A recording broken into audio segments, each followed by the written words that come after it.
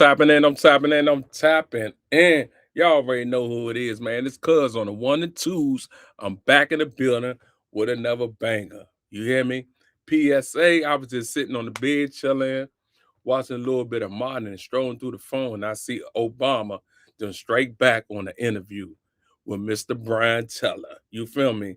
But guess what? Thank y'all for tapping into Yo Cuz podcast. Make sure y'all subscribe, like, and drop a comment out of this episode because we definitely lit this afternoon. Thank y'all for tapping in. Let's go. My honor to be joined by the 44th President of the United States, Barack Obama. Mr. President, thanks so much for joining me. It is wonderful to be here, Brian. Thank you for having me. So as you know, better than anybody, the discourse has devolved into a level of cruelty that we haven't seen before. What was disqualifying just a few years ago now not only feels fine, acceptable, but actually rewarded. You have administration officials saying that the victims of ISIS aggression are domestic terrorists. You have J.D. Vance coming out and saying that it's okay. You don't have to apologize for being white. Just days ago, Donald Trump put a picture of your face on an ape's body. And so again, this is kind of, we've seen the de-evolution of the discourse. How do we come back from a place that we have fallen into?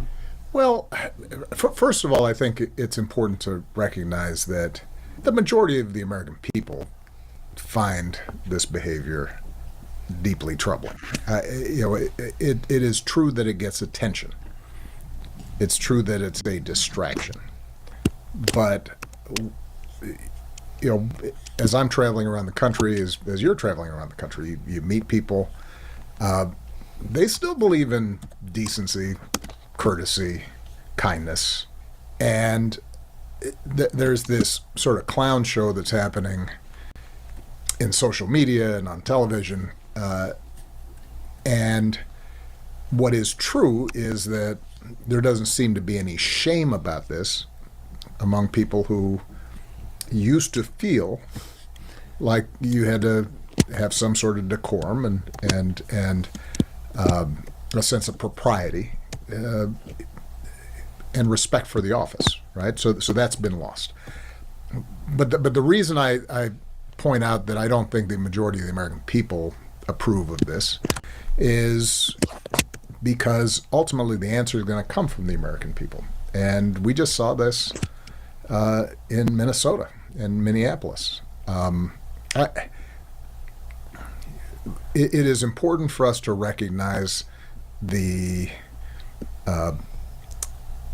unprecedented nature of what ICE was doing in Minneapolis, St. Paul, the way that federal agents, ICE agents, were being deployed without any clear guidelines, training, pulling people off, out of their homes, using 5-year-olds to try to bait their parents. Yeah. All the stuff that we saw, tear gassing crowds simply who were standing there, not breaking any laws. So the rogue behavior of agents of the federal government is deeply concerning and dangerous. But we should take a moment to appreciate the extraordinary outpouring of organizing, community building, decency, neighbors buying groceries for folks, accompanying children to school, teachers who were standing up for their kids,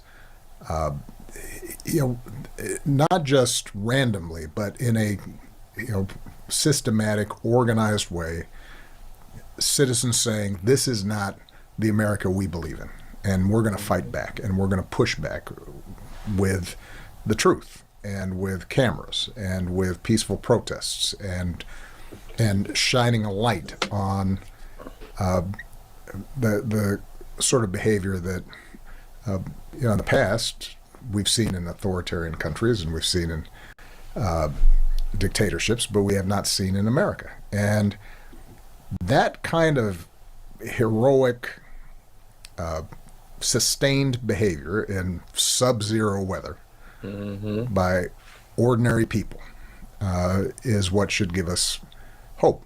And it should remind us that at the end of the day, the way we get a democracy that's working, the way we get policies that actually are helping working families get ahead, the way that we restore norms, rule of law, decency, it's going to be because we, citizens, are activated and paying attention and saying enough and saying, we have a different idea of what the American family Welcome to should the look show, like y'all. and- Welcome and- to the and show. community should Welcome look to like. the show. And that is what I'm seeing across the board. So, I was on a panel a while back, and I said, a lot of the values that we say we subscribe to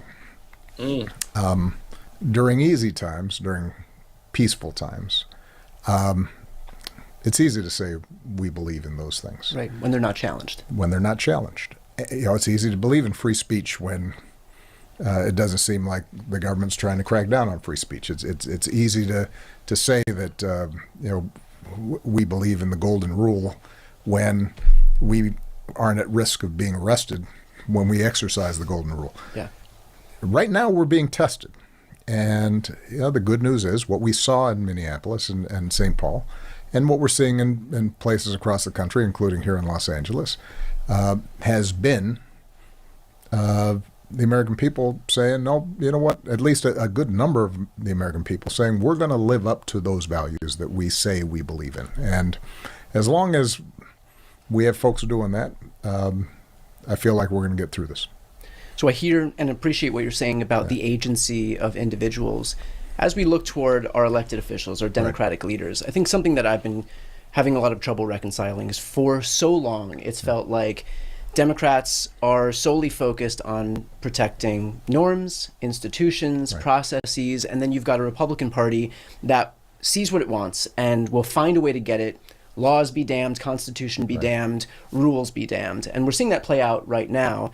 And so, given this massive asymmetry.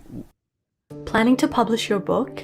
You could reach 3 billion more readers. If you've written Where it often leaves us feeling like it's a Lucy pulling the football away from Charlie Brown over and over and over again situation, what needs to be done? And do you think that our Democratic leadership and our Democratic elected officials understand that for the first time? Well, look, I think we have to acknowledge that we've got the harder job, right? So we believe in government as a tool for good, as a potential force to create more jobs and as a way to make sure that the planet doesn't roast, to make sure that as we move forward and the economy grows, that everybody and not just some are benefiting, and that kids are getting a good education. And what that means is that we have to think about the consequences of our actions. We have to try to figure out how do we get working majorities to actually pass laws and to implement those laws and to make things happen. Tearing stuff down doesn't require all that. Nothing. So when you talk about Republicans, for example, What's it up, seems fella? like they What's up, see Ray? what they What's want up, and they just Gil? go after it. Welcome to the show. A lot of their immigration agenda. And they've cut taxes for really wealthy people. And now they're trying to unravel a bunch of rules and norms and laws that are already in place.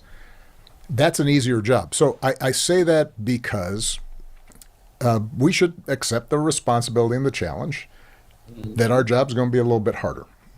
Because in order for us to get stuff done, like let's say the Affordable Care Act, well, we've got to cobble together a majority, and we've got to persuade, and we've got to convince.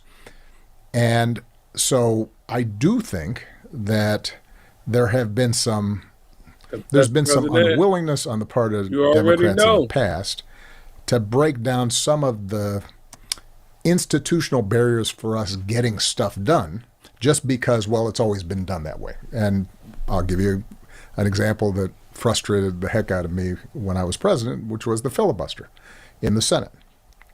The Senate is already structurally skewed and anti-majoritarian, right? It's hard for majorities to get stuff done, whether it's trying to pass civil rights legislation in the 60s or trying to get gun control legislation or what have you, because even though majority people support it, Delaware and Wyoming have the same number of senators as California, right? All right, so that would require a constitutional amendment. You then compound that with a filibuster. Obama is such a And crazy. the truth That's is crazy. that Democrats for some best time have president been in traditionalists in wanting to preserve that.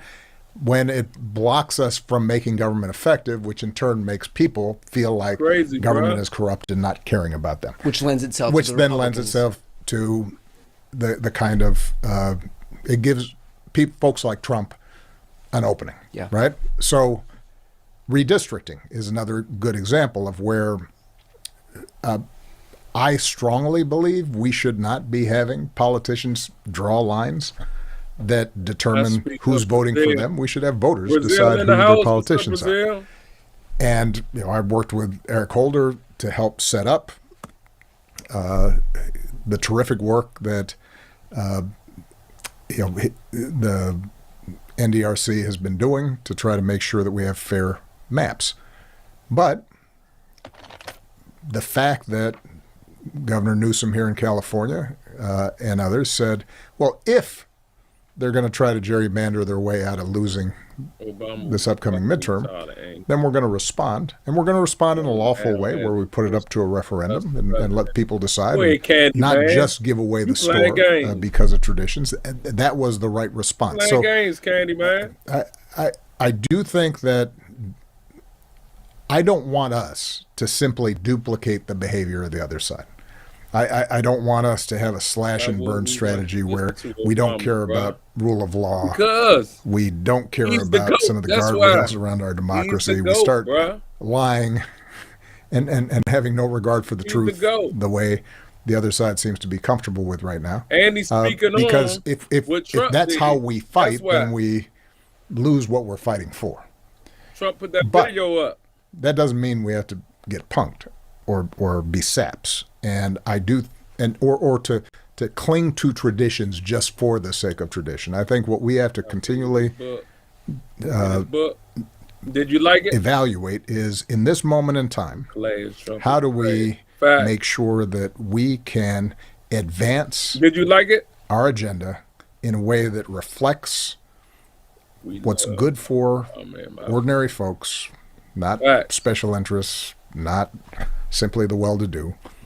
And how do we do that in a way that's consistent with integrity, honesty, democracy, the values that we claim to want to uphold? And I think it's possible to do that. But the reason I started with reminding ourselves, yes, we have a harder job, because sometimes I think we're tough on Democrats, saying, why aren't you being as mean and tough and nasty as they are? Well, it's very much. When I was president of the United States, yes, I suppose I could have simply he absolutely unilaterally ordered Antonio, welcome to the show. Military to go into some red state and harass and intimidate a governor there, or cut off funding for states that didn't vote for me. I could have exercised that prerogative, but welcome to the show, that y'all. is contrary to how I think our democracy is supposed to work. Out today, y'all. And I think we shouldn't get discouraged. 3 hours. We're going 3 hours a day. By the fact that we have a tougher job. Roll them J's up. What we should do is expect that we lit. Our side is smart enough to figure it out. So you had mentioned persuasion, and I think that that's a really good point here, because as we eventually head toward a next general election cycle, we're going to be contending with a lot of the same infighting that's plagued Democrats before. You'll often have leftists and progressives butting up against liberals and moderates. And look, you are the ultimate pragmatist. And so what advice do you have as we head toward this election cycle, this eventual 2028 election cycle, so that we don't devolve into the same, 2016 era Bernie Hillary redux that feels like it always consumes the left? We're going to show you 13 mind-blowing use cases for creators using the new AI Workspace 2.0 from Genspark. So, well, look, first of all, I think it's important to remember that the divisions in the Democratic Party tend to get magnified in the media. Relative to the divide. Go ahead, man. Listen, Bernie Sanders believes, just like Nancy Pelosi believes, just like Chuck Schumer believes, just like Hakeem Jeffries believes, just like AOC believes, in equality and non-discrimination against people because of race or gender or sexual orientation. Well, I ain't never hear about that. That's a core value. Democrats believe that government should provide a strong safety net for people when they're down on their luck.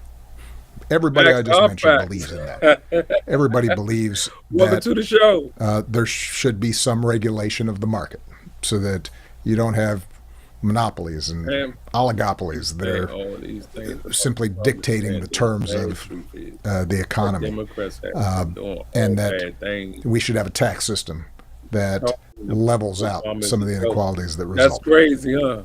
So I think it's important for us to remind ourselves as a starting point, what do we have in common? Most of the time, the differences are tactical. Right? It has to do with, well, how much of a tax hike can people put up with? How much regulation should we be thinking about when it comes to climate change? Ain't got no fake birth certificate. And if we recognize that typically the arguments in the Democratic Party aren't about core values, but are really around tactics and how do you get stuff done, now we can have a robust debate. And I want a robust debate. Yeah.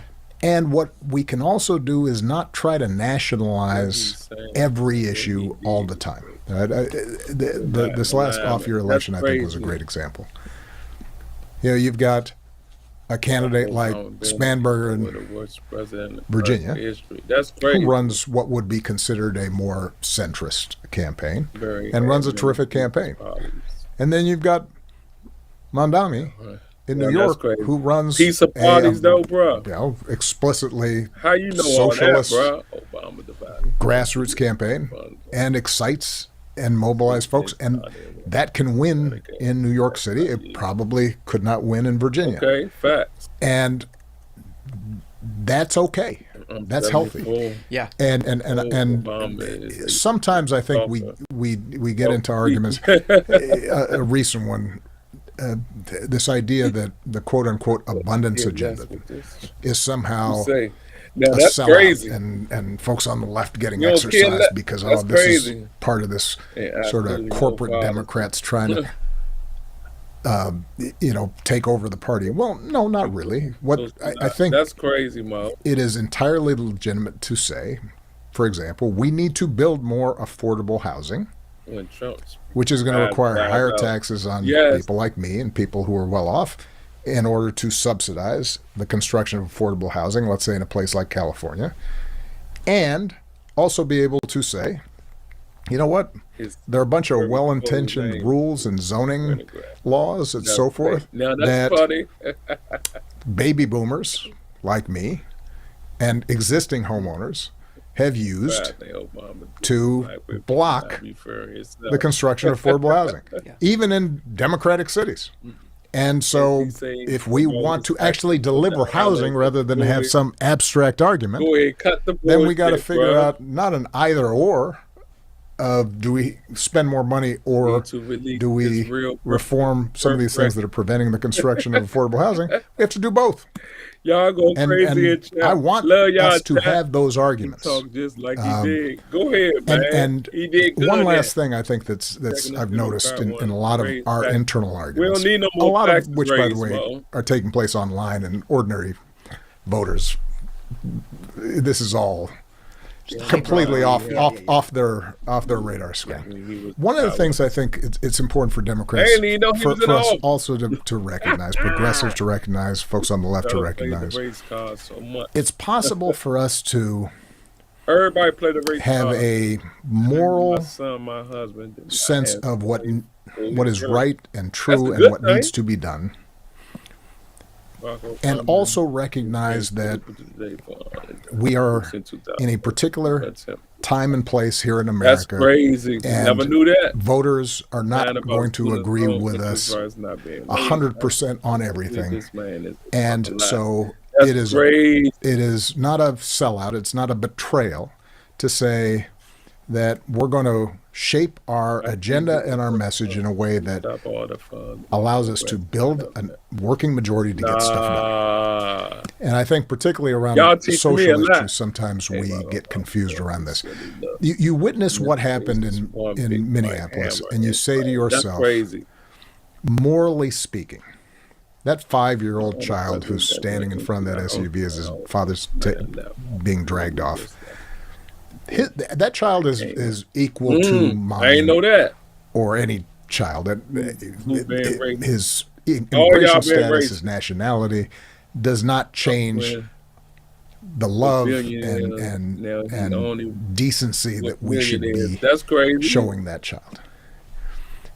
But what is also true is that we're a nation of laws, Hot dog. we have borders, On his and we've got to figure out an immigration kind of hot dog that policy he ordered at the that is orderly at the White House for and people. that is Insurance fair cannot deny it. and is enforced Right. in a sensible way that is compatible with our values, but may not fully capture the degree to which Chicago. that kid should have the same chances in life as Now one. a U.S. citizen That's kid. crazy. But, I ain't know that. you know, we've got to accommodate the reality that the majority of the American Fuck people Trump healthcare think plan. that there's a difference between somebody Take who's a care of U.S. yourself. citizen and somebody That's who's not, news, nigga. and that they want an Honest orderly news, immigration system. Obama. Yeah, Trump, And he- sometimes I think what happens in the online debate is if somebody Free- suggests, freedom. well, we have to Now, have that's some crazy. immigration enforcement, Trump then in office at- somebody's going to Just point at that no child way. and say, "Oh, so you don't care about that kid, Yeah. so you must be a bad person." The same would be Now, true, let's say, here in Los Disagree Angeles with around, someone. And it's not, homeless bro. issue. It's not racist. I think, morally, ethically speaking, Sure, it is it an was atrocity that Assurance in get a away country from that's lot, wealthy, bruh. we have That's people crazy, bro. just on the streets. And we should have we should First insist case on president here, policies folks. Mike that is bringing- recognize Now, that's their full crazy. humanity, Why you gonna say that? people who are That's crazy. houseless, and be able to provide them the help and resources that they need. God But we bless should Trump. also recognize that the average I person, ain't saying God bless Trump. doesn't want to have Yeah, to Barack Obama's navigate president. I around cannot believe a it. tent city Yes, in the middle he of is. downtown, and that we're not going to be able to build a working majority and support for the resources that we need to help folks like that, whether it's drug treatment or temporary housing or what have you. We're not going to be able to generate support for it Just to if prove us. we simply say, you know what, it's not their fault, guess and all so y'all telling they the should be able to truth. do whatever they want, because All y'all telling the truth. that's a losing political strategy. That doesn't mean that Well, y'all vote. we care less about Crazy. those folks. It means if we really care about them, then we got to try to figure out how do we gain majority support and be practical in terms of what we can get through at this moment in Yes, I time do remember and that, build bro. on those victories. Obama That a was lot of times is the president. No, he arguments wasn't, bro. that are taking place, but they become sort of performative, and people start saying, oh, you're selling out, or conversely, I that's think crazy. sometimes folks in the Why at the y'all don't center like say, Obama though, bro? That's crazy. Shut the fuck up. That's you're crazy, you're bro. being impractical and dismissing legitimate Obama doesn't care. critiques and He concerns. evil. And Man, Obama's not what evil. we need to be able to do is to Y'all maintain being both ideas evil. at the same time, which It's is so our funny. long-term Are you goals okay? Are you have to be okay? driven by our values and our core beliefs and our ethics and our morals and the sense that every person counts. Obama is my And cousin. short term, Recently we found got to out. win elections. Now that's crazy, bro. And Obama, anyway, man, the good news is I think that the folks that we are Good. fighting Please just go politically, away. That's funny, bro. the current White House, this administration, and their enablers, Bro, get off my shit. they're Get off my behaving Get so off badly. here. Get off my site, bro. They're doing Talking such about that crazy gay shit, stuff bro. that it I shouldn't be can't even hard get it for out, our that side to dumbass shit. coalesce around the areas where we agree on and focus on that. And I think that Steve that is Miller going to happen won for Trump. if we are effective in winning the midterms. If we then Obama's have a evil. robust Fact. primary for who's going to be the next Democratic president, we shouldn't be afraid of having a robust debate. I want all comers to sort this out. I benefited from having about as grueling a primary as I could have. It made me That's a better crazy, bro. candidate. It ultimately made me a better president because I had been tested. My ideas had been tested.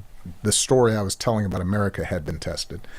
And that's what we should be looking for rather than expecting that somehow we're going to all come up with some consensus blueprint master plan that everybody's going to execute. I wish he was my cousin. Democrats aren't good at doing And that. I'm anyway.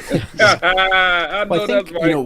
one block of voters who No, I that's think right. there has been particular focus paid to right now is young voters, and Obama you has were been able to a mobilize a great generation of young voters in a way that hadn't been done before. I got involved in politics because of you, and He in is fact, a not lot racist, of millennials, stop saying that. folks He my ain't age, got racist, involved man. in politics because of you. Y'all acting Like, racist, when man. I was Stop a saying student, that. you could not find any other students on campus who were not supporting your campaign. Democrats and you had owned the cultural zeitgeist That's in a way crazy. that hadn't been done before, and frankly hasn't been done since. And we've seen miss a having shift a real happen, leader. obviously, Yeah, from 2008, 2012 up to 2024. Right. And for the first time, we saw Democrats really lose their grip on culture in a way that hadn't happened before. And so, what is your advice in terms of remobilizing a generation of Americans that we've had trouble mobilizing up to this point? Well, Introducing The Venue, a beautiful community of new construction townhomes in Upper Marlboro, Maryland. look, part of it has Yeah. to do with the fact that I was young.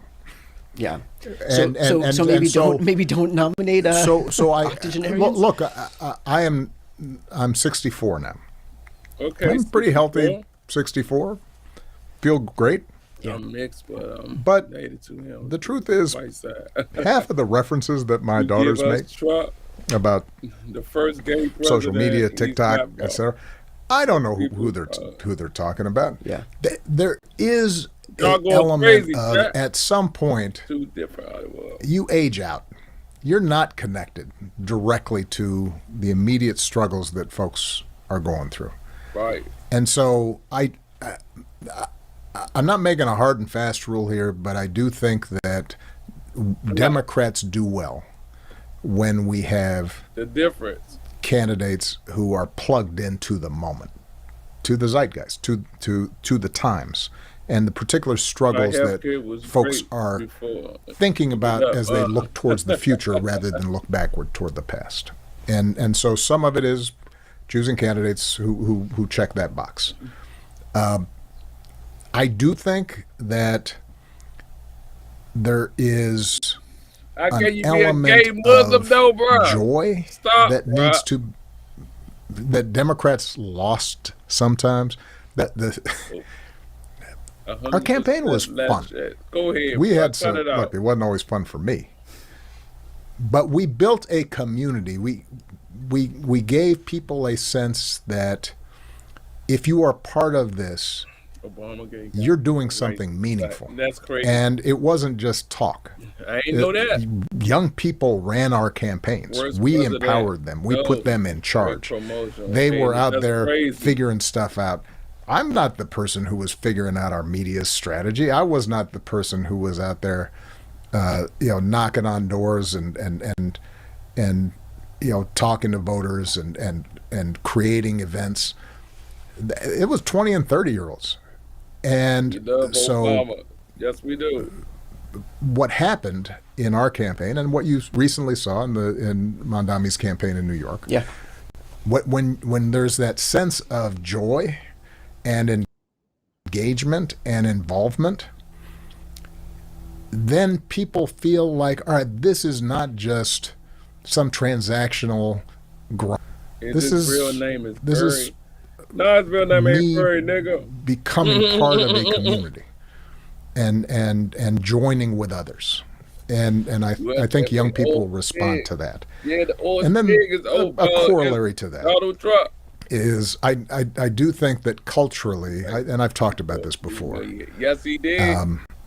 Yes, he did. That's facts right there. we did turn off. I think there was a certain way of talking about issues for Democrats where we sounded like scolds. Obama is the first one that- And Get outta here, man. I've said this before.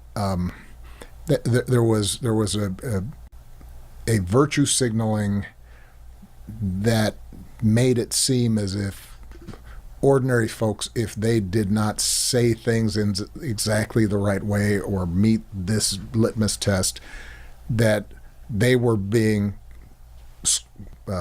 chastised, pushed away.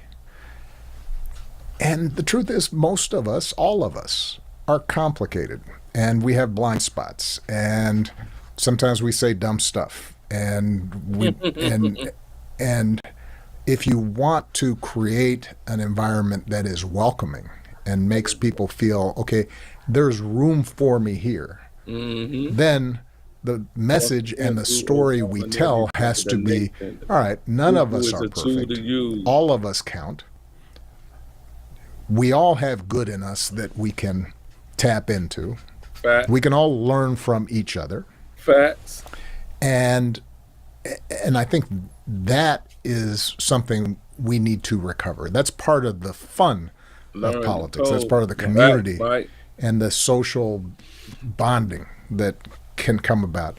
And we saw that in Minneapolis. I mean, somebody showed me a friend of mine, Michelle Norris, is from Minnesota, and she was up there, and she was going around talking to neighbors and people she had known for a long time as they were mobilizing protests and activities around ICE. And she showed me a clip of this street band that was performing every night after all these activities had been taking place and protests, etc. And they were just out there and they were playing music, and I'm trying to figure out how they were playing, horns and drums, etc. in like 0-degree weather, because I would not have been able to put my lips on a trumpet. And people were celebrating what they had accomplished. That's crazy. And it was an embodiment of the values that make us care about other people. And that, I think, is a spirit that when Democrats tap into that spirit, then we win. The other side does the mean, angry, demagoguery, exclusive, You only talk about us, them, Obama's skin because you know he had divisive politics. That's their home court. Yeah. Fuck Our 44. court is coming together. Our court is, look, a great example. Wasn't political. These wild things is terrible. Bad Bunny's half I teacher. knew you were going to say that. Well, it was, it resonated. It was Did smart. y'all like Bad Bunny? Because What a halftime it wasn't preaching. Y'all like Bad Bunny? It was showing. For the halftime It was show? demonstrating and displaying. This is what a community is. And people who did not speak Spanish and have never been to Puerto Rico, they saw that elderly woman serving a drink and the kids dancing with their grandmas, and it was intergenerational, and it's good. It was a reminder of what Dr. King called the beloved community can look like, which is not perfect, and it's messy sometimes. And, you know, I guarantee you not all those lyrics were probably politically correct. And if you translated them, and, you know, they're, you know, people are complicated. But there was a sense of, all right, there's room for everybody here. And that, I think, is where we win. You know, do you need a loan for your business? Well, if you've been around for over a year, I'm about to show you how to get a... Your presidential center is opening up this summer, and you've dedicated your post-presidency to lifting up the next generation of leaders, oftentimes in defiance of people begging and pleading with you to stay involved in the political process. And so why is it important for you to defer to those people, especially at a moment where it feels like there is a vacuum of leadership on the left? You are among, if not the most popular politician in America, and so you're right here, you know. And so why is it important for you in this moment to make sure that you defer to others? Well, first of all, I'm not a politician anymore, and I can't be, right? I mean, I guess technically I could run for, you know, city council or something, but I'm not in elected office. I don't have levers of power. I'm term limited out, and by the way, I believe in the Constitution, and also I believe in my marriage, and Michelle would divorce me even if I could run again. But I've always believed, I mean, this has been a central tenet of my work even before I was in elected office, that our job as leaders is to lift up other leaders, to empower others, they're going crazy in the chat, to find their gifts and help them exercise those gifts. And so when I left the presidency, I said, what's our foundation going to do? We care about climate change. We care about racial justice. We care about healthcare. We care about a whole bunch of issues, and I work on those issues. That's great. Now, right now, I'm spending a lot of time helping to think about how we're going to respond to AI as it's coming down the pike, and it's moving fast. So I care about specific issues. But the thing I thought I could do uniquely, Michelle and I still have the capacity, not just here in the United States, but globally, to inspire and motivate young people and invite them in to this process. And that's what we need. We just talked about it. You look at where excitement's going to come from. It's going to come from the 20, 30-year-olds who know firsthand what it means to not be able to buy a house. Know firsthand what it means to see some of the ladder's opportunity being taken away. Have grown up in a moment in which there's more social isolation, right? And so and understand both the good and the bad of social media. And so they're the ones who are going to craft these, you know, who are going to remake our institutions so that they are consistent with the values that are, I think, timeless. And so what we've tried to do at the foundation has been to Obama is the man. Y'all know identify potential leaders, not just with traditional credentials, not just the kids coming out of fancy schools or with the top grades, or if Obama come back in the office, y'all be shocked like shit. Union organizers and grassroots organizers, as well as, you know, journalists and teachers and healthcare professionals and back in the office. Human rights activists. Trump don't want to take care of us. He want to take care of his family. We've now had thousands of folks go through the program, and these are folks who are doing remarkable stuff at very young ages. I mean, they're setting up health clinics in sub-Saharan Africa. Obama or like that. Designing new programs for intervention to help with the opioid crisis in Appalachia, or they're working on how do we educate kids and using technology in remote rural areas, and Listen to him, Native man. American reservations. Remarkable folks are doing amazing stuff. And the Presidential Center, which will be opening up in June, is going to be the hub around which all this activity happens. And, there'll be a This is Steve Harvey museum with the devil with in Michelle's dresses, since 1965. that's what people want to see. Obama's back in the building. We'll have We some need sports Obama back in memorabilia the building. and, some cool stuff in Obama there. But need to come really, to the building. the heart of the Presidential Center is going to be the music studio, to where kids are learning how to tell stories through music, and a place to record podcasts so they can learn how to talk about the issues in ways that resonate. And there's a Chicago Public Library in there, and there's an auditorium where young people will be exposed to world leaders who are coming through and can talk about their own journey. Trump And out, Obama in. what that does is Trump it builds out, a community Obama in. of activists, They and just switch. it reminds people you're not alone. Why? Because You're not alone in your sorrow Obama when you the see man. Listen some of how the stuff that's calm been he is. happening in this Listen how country calm over he the is. last year. But you're also not alone in being able to figure out, how do we push back and come up with new solutions, and how do we remake these institutions so that they work for this generation. And that kind of spirit is what we hope this Presidential Center will constantly refresh and renew. Obama in the building. This is kind of a social change university, and Obama we in the want building. just ordinary visitors who don't think of themselves as activists, as they go through these exhibits and they see Obama. What's been done Obama in the in the building. past. We want them to think, well, what can I do? And we'll be giving them all kinds of ways in which they can then connect with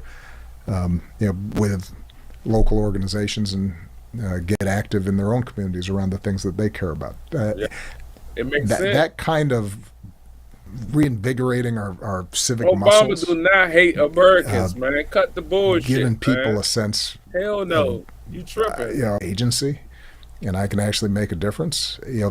We want to encourage that, and that's what we saw you. and have been seeing across the country in response Obama to in the building. the violations Obama in the building. and overreach and You already lawlessness that's been coming out of this I got another administration. banger for y'all too. We just I have told to y'all we doing 3 hours, man. Encourage We gonna that do and 3 cultivate hours, that, man. and not assume that it happens on its own. I ain't even I paying no became attention to president that. But don't talk like because that on my live though. Don't come in my comments with very that early job, on bro. in my Real career, talk. You know I who had I'm talking to. people Know who teach I'm me talking to. the power of community and other people joining together around common interests. And I tried to talk, bro. I tried to manifest what I had learned in every campaign I ran, and tried to ride that all the way through my presidency. And I didn't figure out all that stuff on my own. And we have a long history in this country. Ghetto nonsense. Dating back to the abolitionist You hate it, movement, bro. and You the hate it, suffragist bro. movement, and You on hate through it, the civil bro. rights movement and the union movement. You And we hate have a it. long history internationally. President Trump is working for you. No, he's Gandhi, not, man. learning from Thoreau, who then inspires King, who then inspires Mandela, who, in the meantime, like Valesa, is helping to, and Solidarity are helping to bring down the Iron Curtain and inspiring the people power in the Philippines, and America need a real man. that Obama, nigga. that spirit, that energy, it's out there, and you can feel it, but it's bottled up. We haven't given enough outlets for young people to figure out, how do I become a part of that, and that's this enormous untapped power that we have to get back to. A racist robot. I want to do a little bit of a lightning round here because it's not often I'll get access to the Come on, President man. of the United States. So a couple questions here. Are aliens real? They're real, but I haven't seen them, and they're not being kept in what is it? Area 51. Area 51. There's no underground facility unless there's this enormous conspiracy, and they hid it from the President of the United States. What was the first question you wanted answered when you became president? That was a good question. Where are the aliens? Where are the aliens? Who is there a person that you most want to meet that you haven't met yet? I'll be honest with you. Being president, or even being an ex-president, I can kind of meet everybody. So I've met a lot of folks. Yeah. The person who I have not yet met, and that I'm looking forward to meeting, and I hope I get an opportunity sometime in the future, is the new Pope, who is from Chicago and a White Sox fan. I had the pleasure of getting to know Pope Francis pretty well, and he was legit. You know, there's some figures. He's one. The Dalai Lama was another. That's crazy. Is another who they're how you hope they are. They kind of walk the walk. Yeah. And my sense of this new Pope is he's from that. He's cut from that cloth. Yeah. You know, somebody who worked in He's so places. That's crazy. You know, that really needed help and what wasn't just preaching from a pulpit, but getting his hands dirty, trying to help people. So I'm looking forward to talking to him. I think we can. I think at some point I'll probably have it. Yeah. What world leader did you like the most and the least? You know, there are a lot of world leaders I enjoyed. Angela Merkel I became very close to because she really was the leader of Europe during my presidency, and we were grappling with a bunch of different stuff. She came from a center-right tradition. I obviously come from a center-left position, but she had integrity, very wicked smart, and we're both analytical and practical, and try in the house. figure out how to problem solve, and so she became a very close partner to mine. I'm gonna defer on the leaders I like least. There's enough of a public record. People probably have a sense of some of the folks who I wasn't happy with. Best prank out of the White House when you were president? They was the monks was just walking in D.C. I'll be honest with you. The monks folks aren't running pranks in the DC. White House. They're Secret Service. Everybody's busy. Yeah. If there were pranks, they weren't run on me, and I didn't. You didn't pull any? I tended not to pull pranks. People are intimidated enough by a president. Yeah. You know, you don't want to punch down on a prank. Yeah. If you're gonna pull off a prank, it's got to be on somebody who can prank you back. And wasn't nobody gonna prank me. Yeah. All right, last question here: is Tupac alive? He's alive on my playlist. All right, we'll leave it there. There you go, Mr. President. Listen, man, thank y'all for tapping in, man. I got another banger for y'all. You feel what I'm saying? Because it seemed like y'all was hating on Obama. I don't know why y'all was hating on Obama like that. You feel what I'm saying? So if y'all was hating on Obama, I know y'all gonna hate on Oprah and the First Lady. I know y'all gonna hate on Oprah and the First Lady, but I'm gonna give it to y'all anyway. You feel what I'm saying? All this knowledge that I'm giving to y'all for free, y'all better pay attention because we on fire right the fuck now. Tap in, man. We lit. We are here for the United States of Women! Now, I know you all have had a busy, packed, full day, very inspiring, right? And hopefully our conversation will live up to the hype. But before we begin, of course, I want to take a moment to just acknowledge what has happened in Orlando. That even as we gather here today and we talk about the challenges that women face, we have to remember those that we lost in Orlando, as well as those who were injured and all of their loved ones, and know that we will all continue to keep them in our thoughts and prayers. Let's go. But the one thing I just want us all to know, that in tragic times like these, in this country, it's time for us to come together, Yes. to love each other, to Yes. support each other, and not Yes. tear each other down. Yeah. Well, So I you hope love that your kid, you hate your is one of the people. many No way, takeaways bruh. that This is it. we move forward with. And I just love you all for the work, the amazing work you all have done today and that you do every single day. So I'm going to turn it over to Oprah. Hello. We have Oprah Winfrey here. And our First Lady of the United States. Of America. Of America, not just of women, yes. So I think that the fact that I've been watching this being streamed all day, and the fact that there are men here, women here of all ages, young women, maturing women, and all walks of life is a move in the right direction. Would you not say? Absolutely. I'm just proud of all the work that's been done here.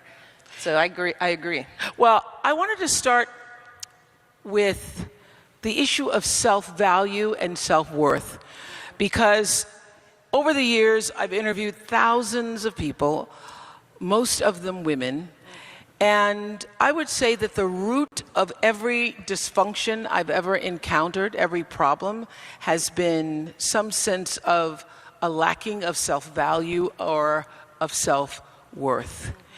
And I know that we all know that we live in a world where you are constantly being bombarded by images that encourage you to be liked, literally, and it's a lot to live up to. And I wonder, particularly you, who've had to face this as your own woman and as a candidate's wife, the pressure of other people's expectations. And what can you share with our audience here and online that would help us stand more inside ourselves and own that space? Yeah, very good question. Well, you know, one of the things that I tell my mentees, I tell my daughters, is that our first job in life as women, I think, is to get to know ourselves. And I think a lot of times we don't do that. We spend our time pleasing, satisfying, looking out into the world to define who we are. Listening to the messages, the images, the limited definitions that people have of who we are. And that's true for women of color, for sure. There is a limited box that we are put in. Yeah. And if we live by that limited definition, we miss out on a lot of who we are. But it takes taking the time to know who you are to be able to deal with the onslaught of negative messages that you're bound to get. So for me, I came into this with a pretty clear sense of myself. And some of that comes with age, some of that comes with experience, some of that comes from being fortunate enough to have been raised by a loving mother, strong, focused, and a father who loved me dearly. So I fortunately came into this situation with a really clear sense of who I was. So when you hear the smack talking from outside the world, it's easy to sort of brush that off because I know who I am. Fact. You know?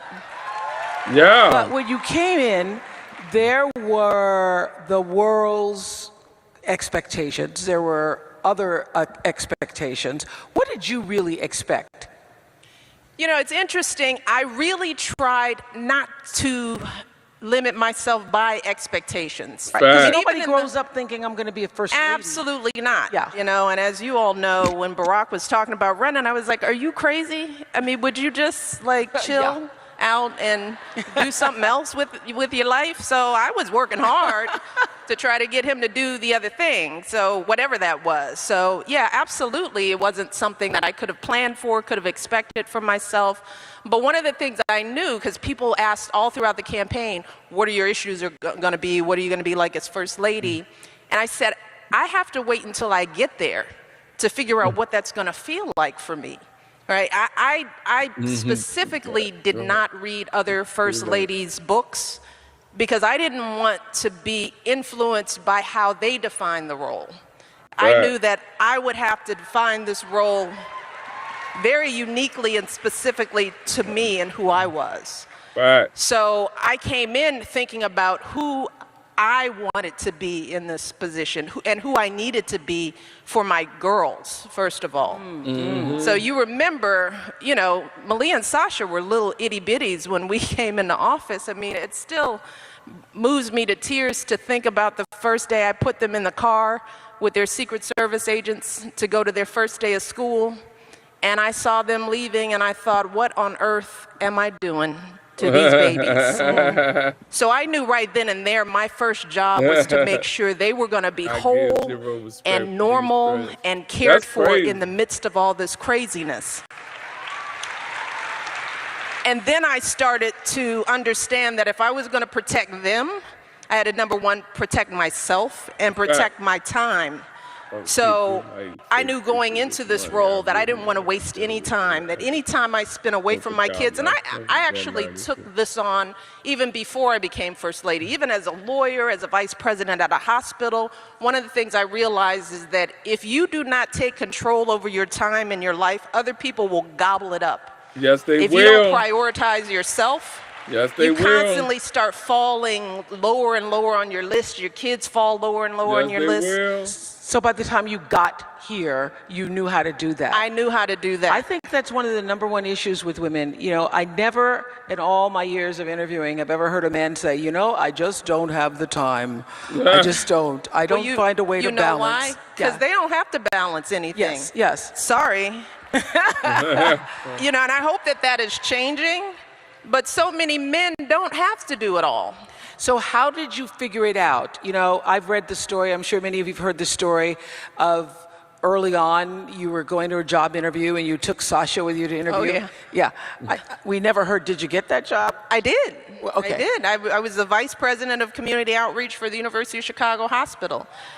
And I got that job because I didn't compromise. Y'all hating. Y'all because hating. before working at that job, I was working as an associate dean. I had Malia. Barack was in the U.S. Senate. So I was basically, you know, mothering part-time on my own. I had a full-time job. So I tried part-time. I've talked about this before. I tried part-time because I thought I have to figure this out. I have to be able to pick the kids up. I've got to be able to do all this. So tried part-time. So only thing I found out from part-time was that you just get paid part-time. Because I was still doing a full-time job. I was just cramming it all into the few hours that I was there and driving myself crazy. So I had vowed that if I continued to work, that I would never settle for part-time. I knew what my time and energy was worth. So when I went into the president's office to interview for that job, I thought, I have a little baby. I don't have babysitting. So here we go. We're all going to go in to see the president because this is who I am. Yeah. And I said, and if I take this job, I need flexibility and I need full pay. So if you want me to leave my baby and my kids, then you're going to have to pay me because I'm going to do the job. That was never a question. You know, I could deliver. But I knew then I wasn't going to sell myself short, and I had the leverage at the time to make that decision. Well, that comes from a sense of, and you said you arrived here knowing who you were. I think that is the journey. That is the journey. And there is a question from Farm Fresh Gal. Farm Fresh Gal. She must have her own garden. I hope. Like we do. Yes. And Farm Fresh Gal says, as a woman leader in the corporate world, I feel like I have to be brave a lot. And what you just described was brave. Any advice or tips on bravery? You know, that's a good question. Gosh, I don't know if I don't ever view it as bravery. Yeah, you didn't think that was brave saying, look, I'm going to be paid full time? Right. I just viewed it as I'm not going to be taken advantage of. You know, I am just not going to keep selling myself. You knew your value. That's absolutely You knew your value. right. I was just saying that to a friend recently. And that goes back to knowing who you are. And I think as women, and young girls, we have to invest that time in getting to understand who we are and liking who we are. Because I like me. I've liked me for a very long time. So for a long time, I've had a very good relationship with myself. I know. And we all like ourselves in here. But you gotta work to get to that place. And if you're going out into the world as a professional and you don't know who you are, you don't know what you want, you don't know how much you're worth, then you have to be brave. And then you have to, you have to count on the kindness and goodness of others to bestow that goodness on you when you should be working to get it on your own because you deserve it. Because you know your own value.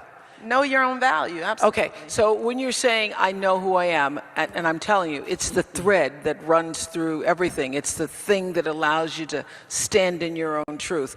And one of the things for years that Maya Angelou used to say to me is, baby, you need to know that you alone are enough.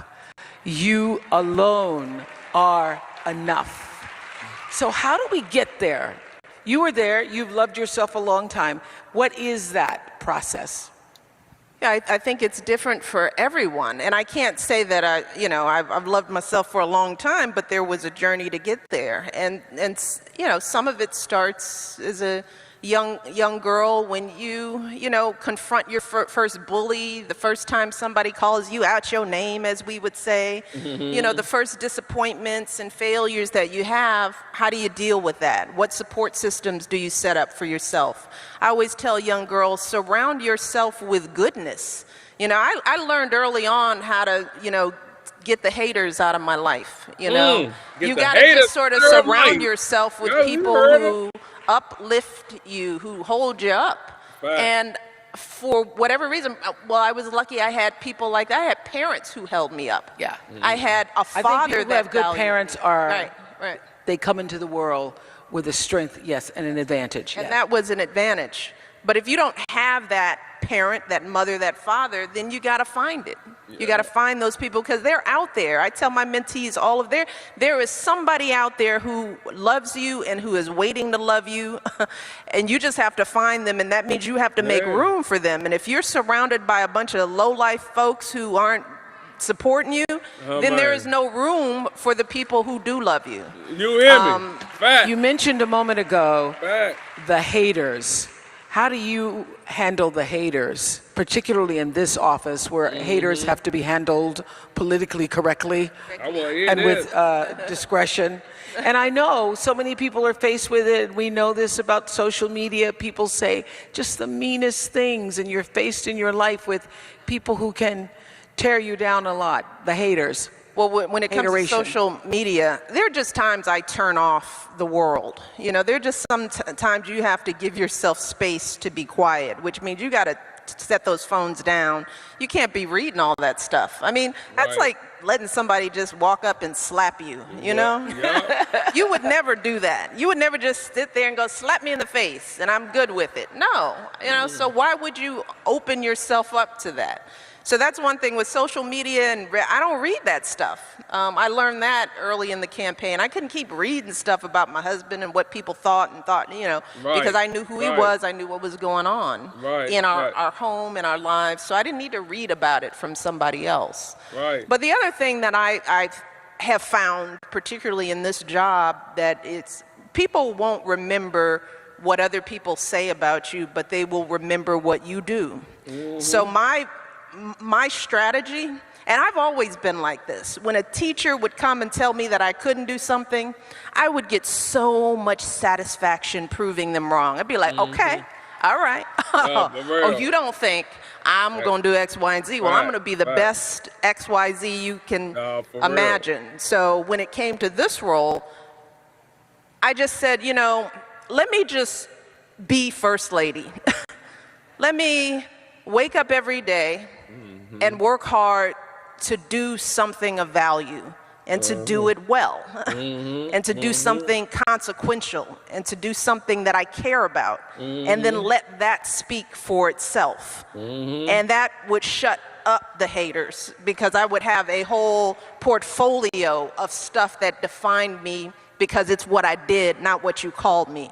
Right. So the best revenge is success. Success. And good work. Yeah. You don't have to say anything to the haters. Yeah, you don't have to nothing. acknowledge them at all. Nothing. You just wake up every morning and be the best you can be. Can and that be. tends to shut them up. Yes.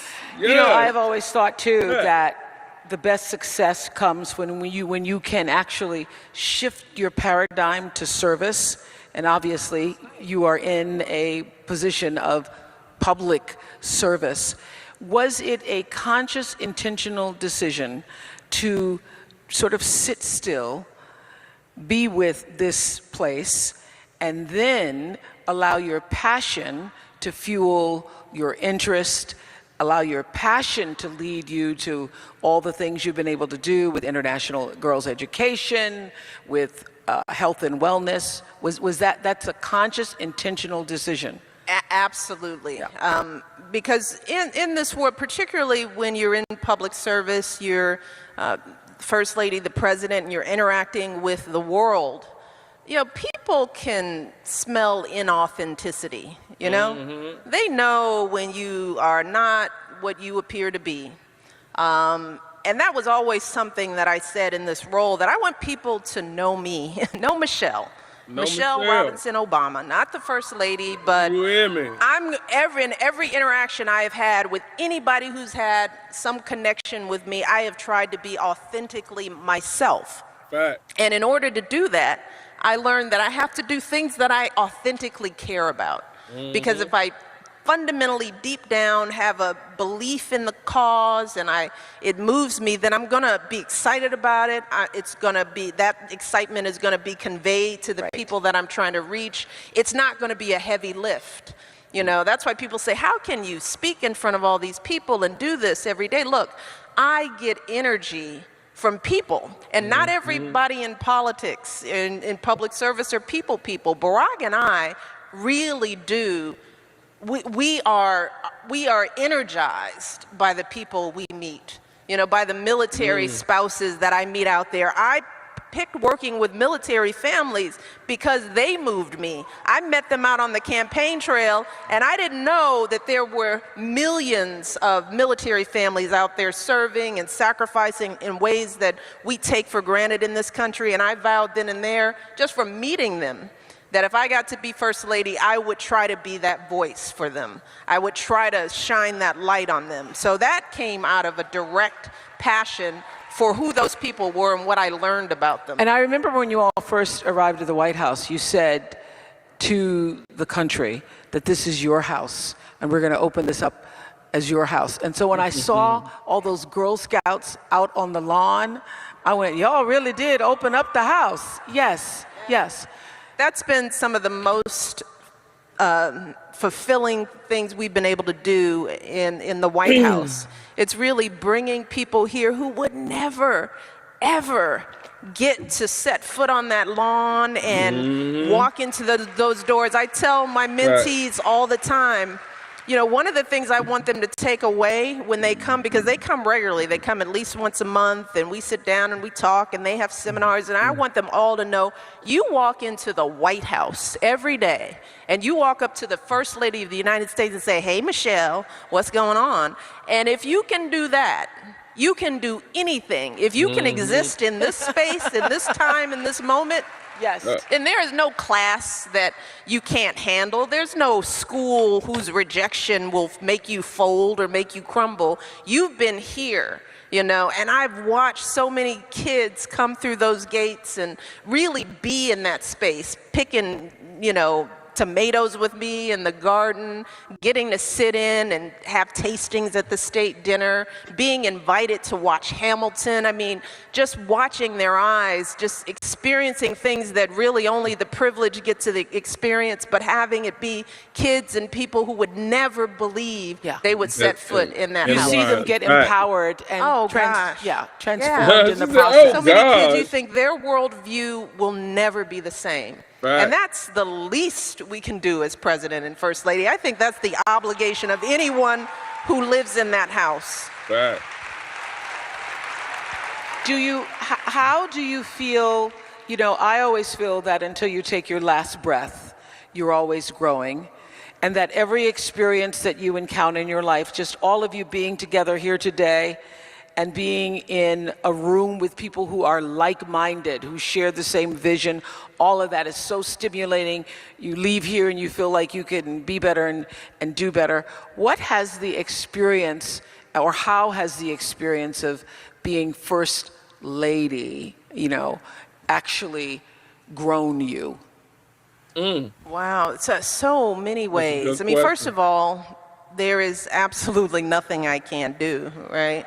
I mean, Because you walk in that. that's right. Yeah, that's you live right. in the White House, But yeah. we've been at a mountaintop, and it was a hard climb, but we made it. We made it. So you just, again, you begin to understand how much you can, how much you can tolerate, how much growth you can have, how much potential there is, how much opportunity there is to help people, how fulfilling it is. I mean, that's been the thing that I've learned, that, Fulfilling it. oh, it feels public service. I left the practice of law to go into public service for selfish reasons. I wanted to be happy and feel good every single day. I wanted to wake up inspired and ready to do something greater than myself. And that's what service and giving and, that's what this room means to so many. And I just want to make sure that when people leave here, they don't go back into their isolation, that they don't go back to their phones looking down, because this relationship isn't enough. You need to have people in your lives that you're connecting with, that you're helping. I mean, there's nothing that makes me feel better than knowing that I helped to change somebody's life. Oprah, you know this more than anyone else. And if you're doing that every single day, the haters, the doubters, none of that matters. Because you are getting so much from the work that you're doing. Well, I figured this out early on in the show. I had read this quote from Dr. King, one of my favorite quotes from him, that says, "Not everybody can be famous, but everybody can be great, because greatness is determined by service." Yeah. And I literally I used that quote to help me shift the way I saw the platform of television. Instead of like, oh, I'm on TV, how do I use that platform as a platform of service? Amen. Is what I did. Yeah. Yeah, we know, and you did that pretty well too.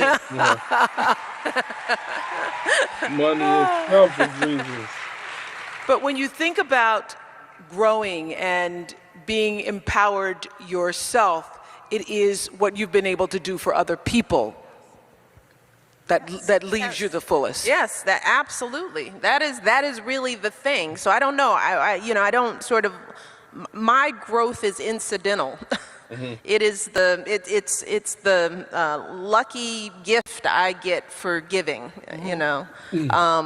And like you said, I'm still growing. We are all still growing. I used to tell some of the young people I worked with way back in Chicago days that I used to hate the question, what do you want to be when you grow up? Because it assumes that at some point you stop becoming and you just are something.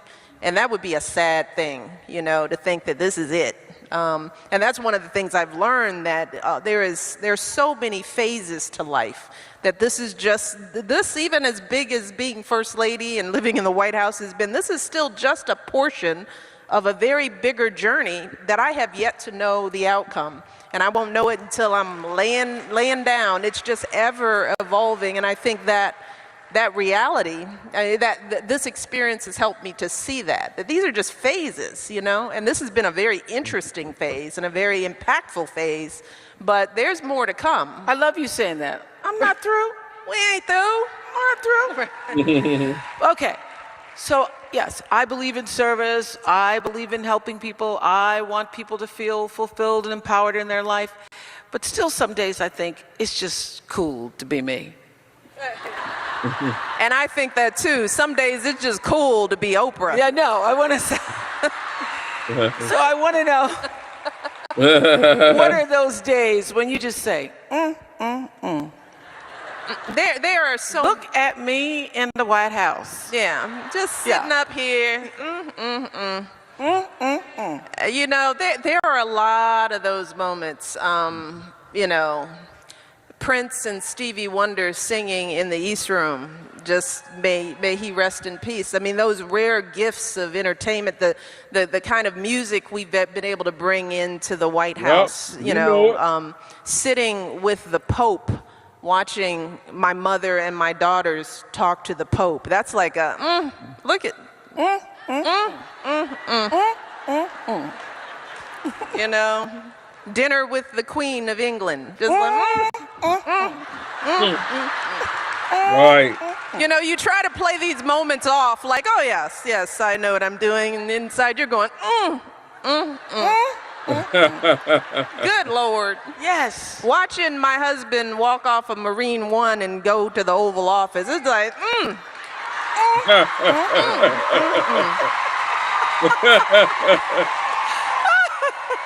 No, for real. And you know he's got that walk, right? I know.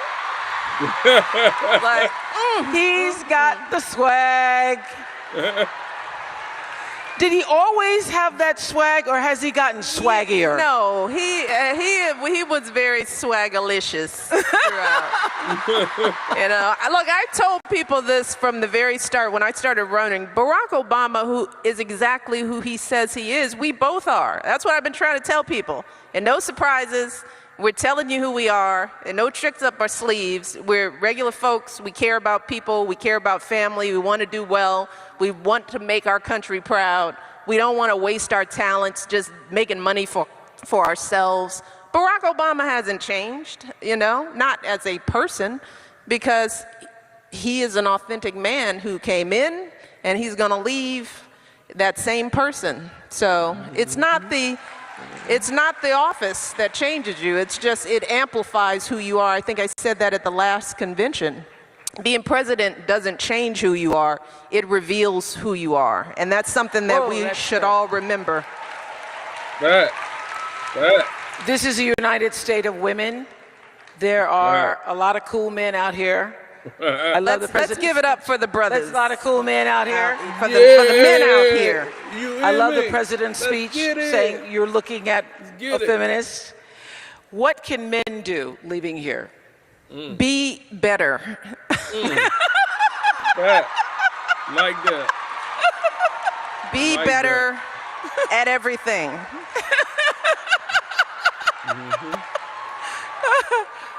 Be better fathers. Good Lord, just being good fathers who love your daughters and are providing a solid example of what it means to be a good man in the world, showing them what it feels like to be loved. That is the greatest gift that the men in my life gave to me, and we've talked about this. Yes. The fact that I've never experienced abuse at the hands of any man in my life, and that's sad to say that that's a rare reality. So men can be better at that.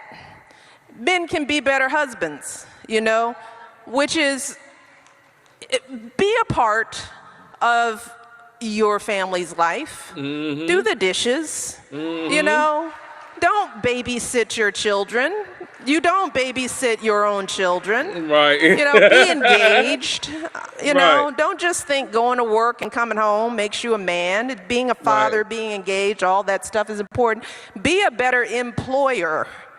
You know, when you are sitting at a seat of power at a table of any kind, and you look around and you just see it's just you and a bunch of men around a table on a golf course making deals, and you allow that to happen, and you're okay with that, be better. Be better. Be better. Be better.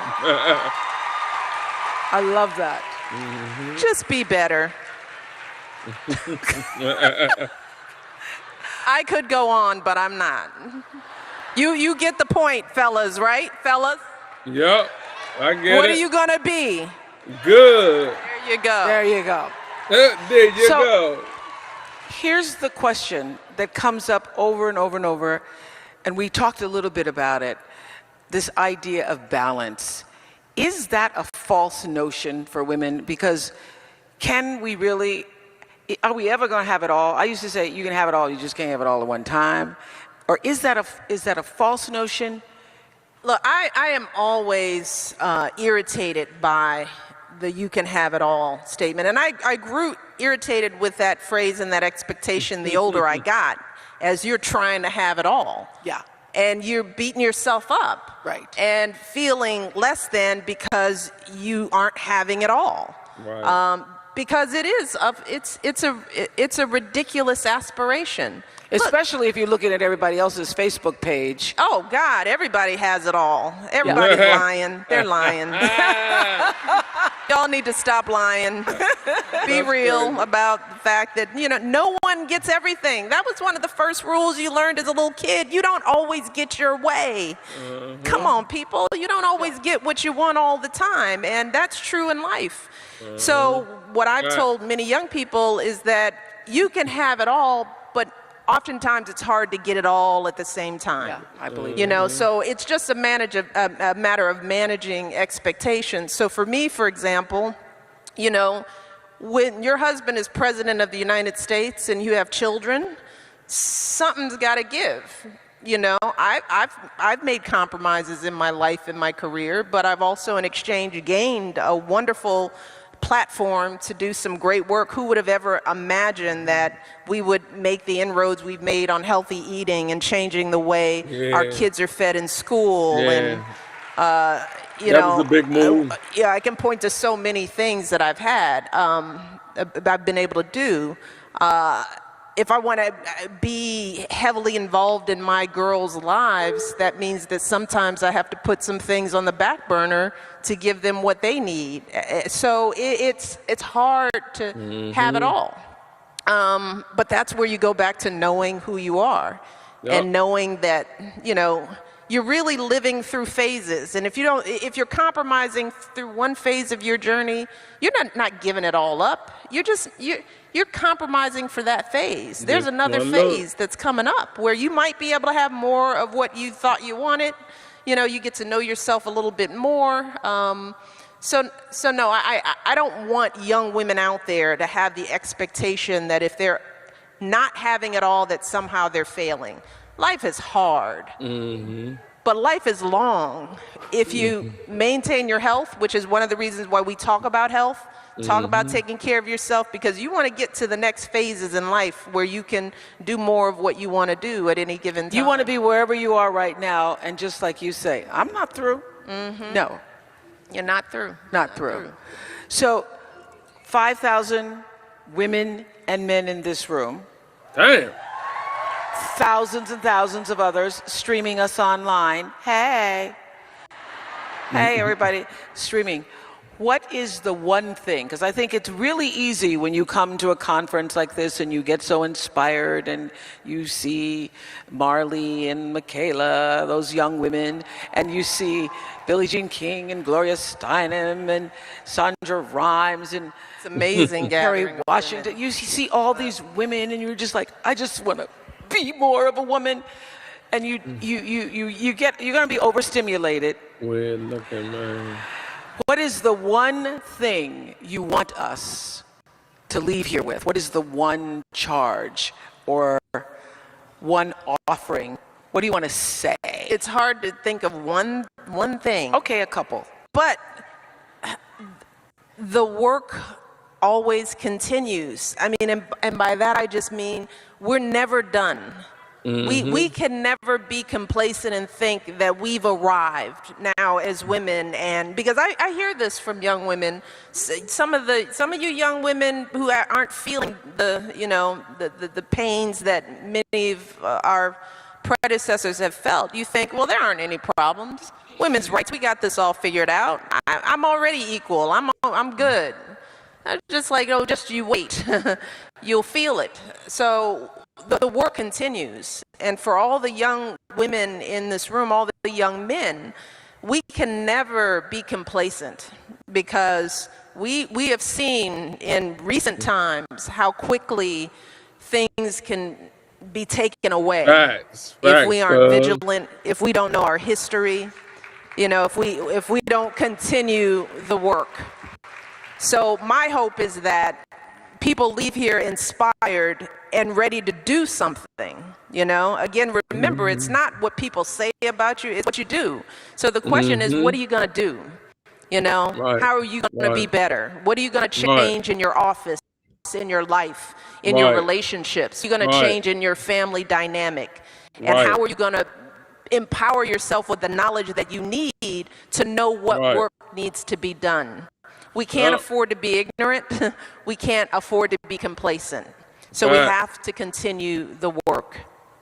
Yeah, I think that's powerful, because the question that you just offered to us is, what did this mean, and what can I do with what I have received from all of this stimulation, all of this energy? What can I do? That's the question. You were talking about the next phase. I heard you say that when you all are done, we saw your new house. We're neither confirming or denying. Okay. Okay. When you all are done, when you're done and you move out of the White House, I've heard you say that you look forward to riding around with the windows down. Michelle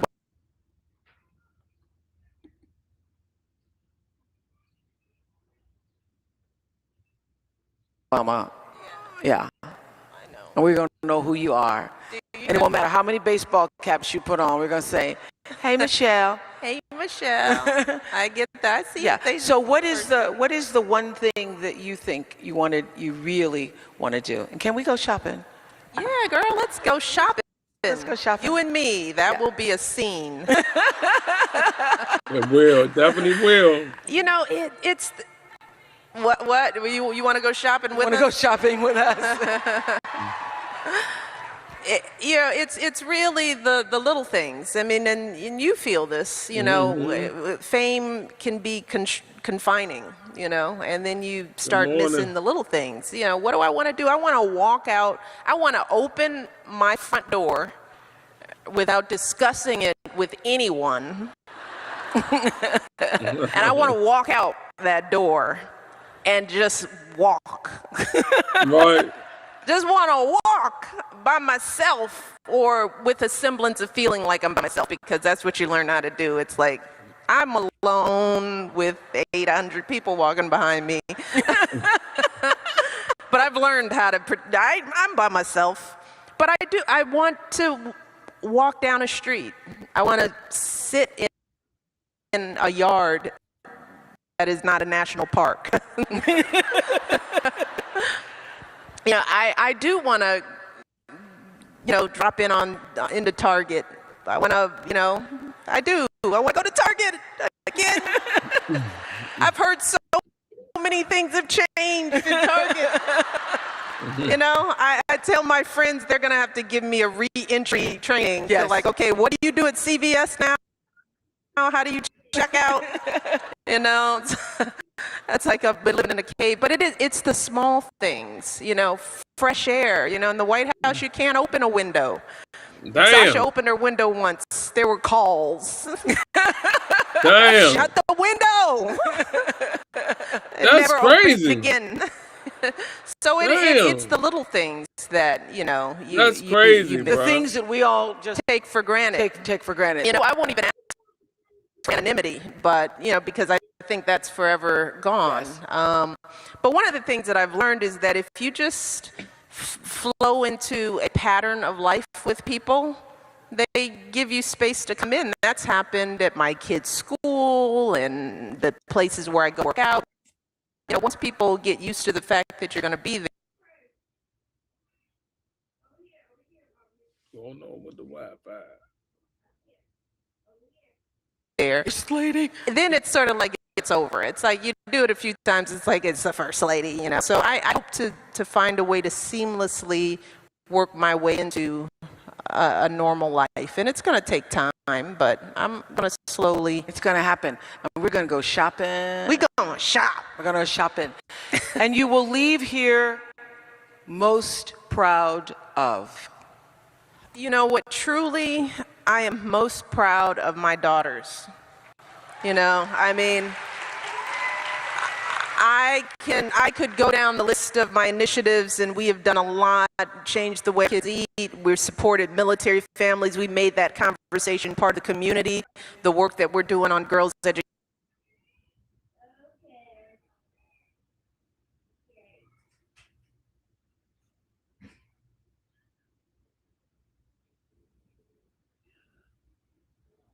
What's going on with the Wi-Fi, bro?